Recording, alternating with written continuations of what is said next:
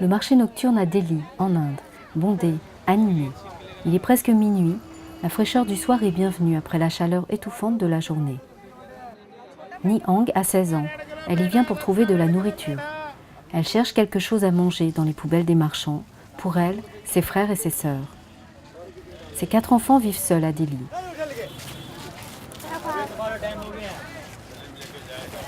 Nia fuit le Myanmar il y a un peu plus de 2 ans.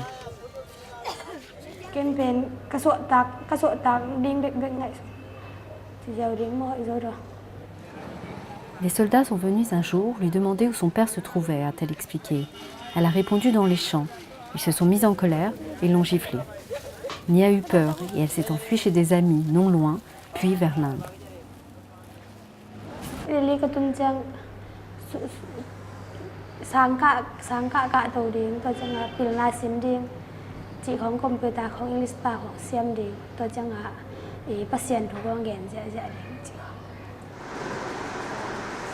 Tous les adolescents dans cette pièce sont comme Ni, seuls à Delhi sans leurs parents.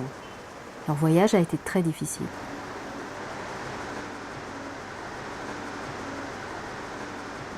It is a very long way and it's a very difficult, complicated route that they take. It's mostly by foot until India and then by train from the northeast, but it's fairly insecure. They come with adults usually, but not caregivers. So it is a dangerous situation for them to be in. D'habitude, ils voyagent avec des adultes, mais cela reste encore dangereux.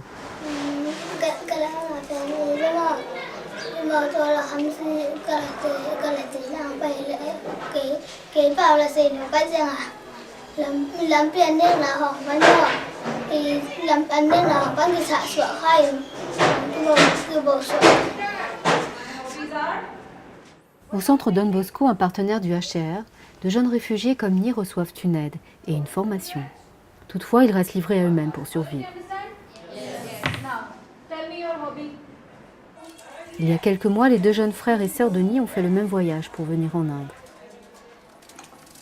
Ni ne savait pas qu'ils avaient fui. Ses frères et sœurs ne savaient pas qu'elle était toujours en vie. La chance les a réunis.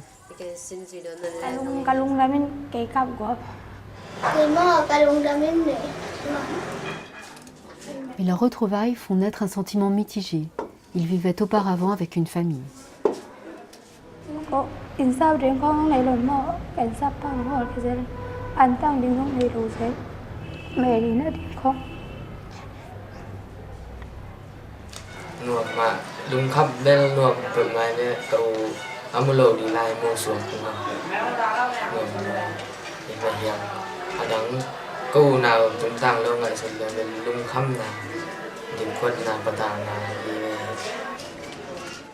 Ils louent une pièce unique, ont acheté un réchaud à gaz et quelques matelas.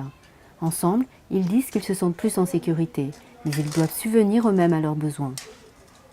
Gholam a fui alors qu'il avait été forcé à être porteur pour les soldats.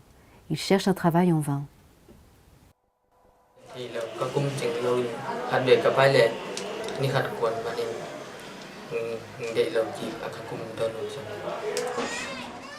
Ni reçoit $71 par mois du HCR. Avec cet argent, elle paye le loyer et le gaz pour la cuisine, mais rien de plus. C'est grâce au marché nocturne qu'ils peuvent joindre les deux bouts.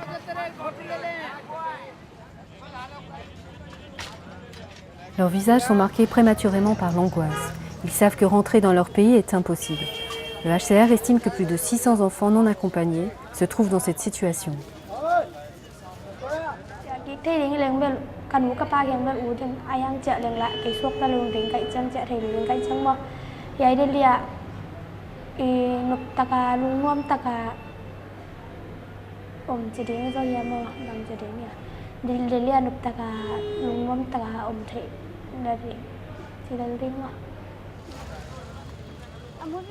Les frères et sœurs de Ni attendent de voir s'ils obtiendront le statut de réfugiés.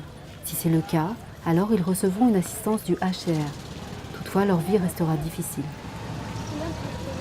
Leur lutte pour la survie témoigne à elles seules de leur résilience et leur détermination pour recommencer une nouvelle vie.